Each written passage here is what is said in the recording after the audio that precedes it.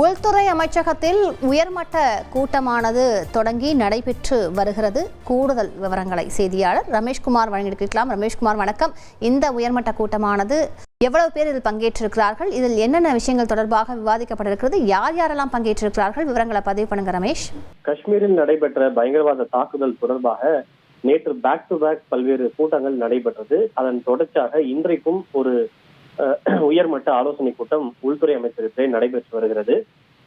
உள்துறை அமைச்சர் அமித்ஷா, அதே போல உள்துறையினுடைய செயலாளர் கோவிந்த் மோகன், உளவு பிரிவினுடைய இயக்குனர் மற்றும் ரா அண்ட் ரிசர்ச் அண்ட் அனாலிசிஸ் விங்கினுடைய தலைவர் உள்ளிட்டோர் இந்த கூட்டத்திலே பங்கேற்றிருக்கிறார்கள்.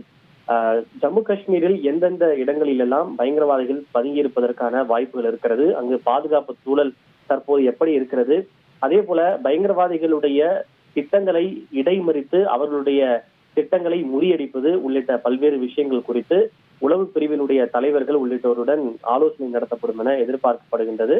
மேலும் இந்த பயங்கரவாத எதிர்ப்பு நடவடிக்கைகள் தற்போது எந்த நிலையில் இருக்கிறது, அவர்களுக்கு மீதான அந்த தேடுதல் வேட்டையை இன்னும் எப்படியெல்லாம் தீவிரப்படுத்துவது, பயங்கரவாதிகள் இன்னும் வேறு என்ன மாதிரியான திட்டங்களை வைத்திருக்கிறார்கள், இந்த தாக்குதல் சம்பவத்தில் ஈடுபட்ட பயங்கரவாதிகள் எங்கே மறைந்திருப்பதற்கான வாய்ப்புகள் இருக்கிறது என்பது குறித்தெல்லாம் உளவு பிரிவினுடைய தலைவர்களுடன் உள்துறை அமைச்சர் ஆலோசனை நடத்துவார் என்று எதிர்பார்க்கப்படுகின்றது. இந்த உயர்மட்ட ஆலோசனை கூட்டத்தில் சில முக்கிய முடிவுகள் எடுக்கப்படும் எனவும் எதிர்பார்க்கப்படுகிறது.